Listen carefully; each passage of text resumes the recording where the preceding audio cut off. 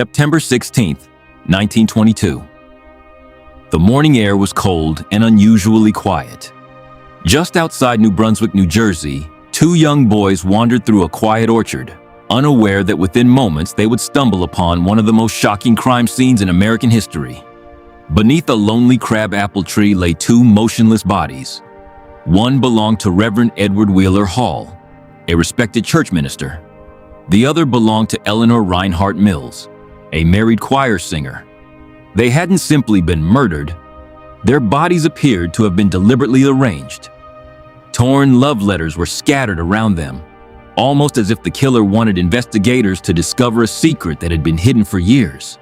Nothing about the scene made sense, and more than a century later, no one knows who committed the murders. Edward Hall was exactly the kind of man nobody expected to become the center of a scandal.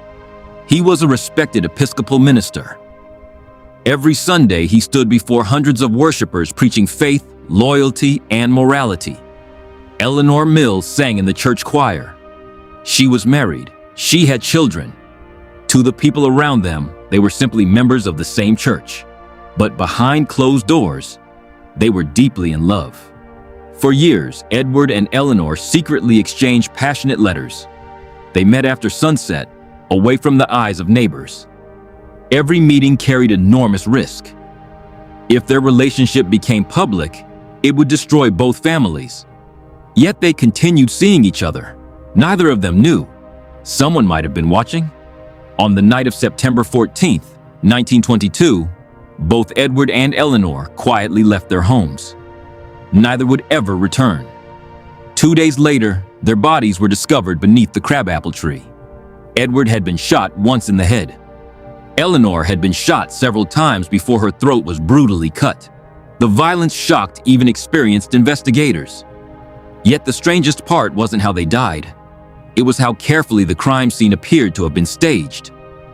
Love letters were neatly placed beside the bodies. Personal belongings remained nearby.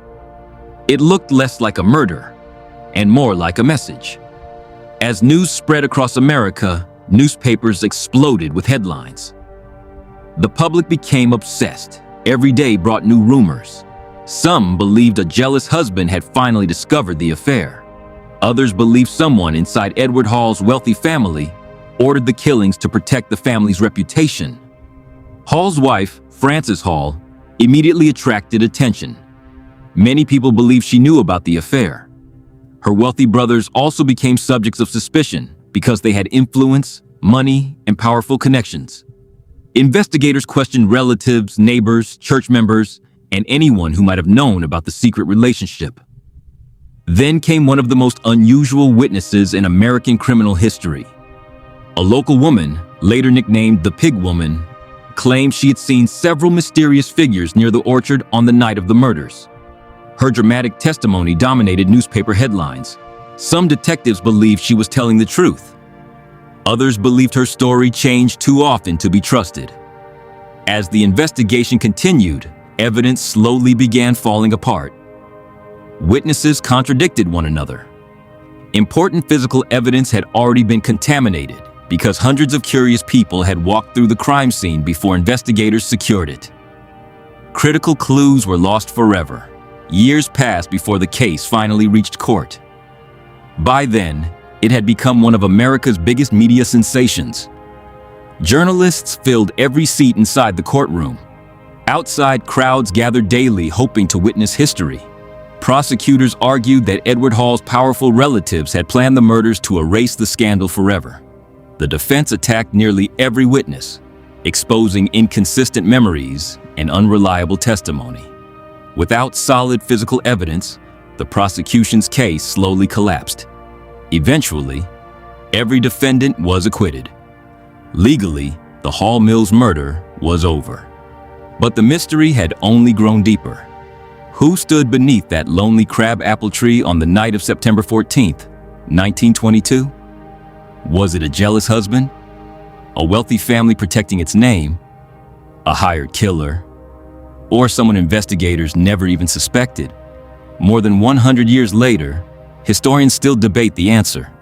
Perhaps the most haunting part of this story isn't that two people were murdered. It's that despite decades of investigations, countless newspaper reports, and one of the most famous trials in American history, the truth may have died with them beneath that lonely tree. Some mysteries don't disappear with time. They simply become legends,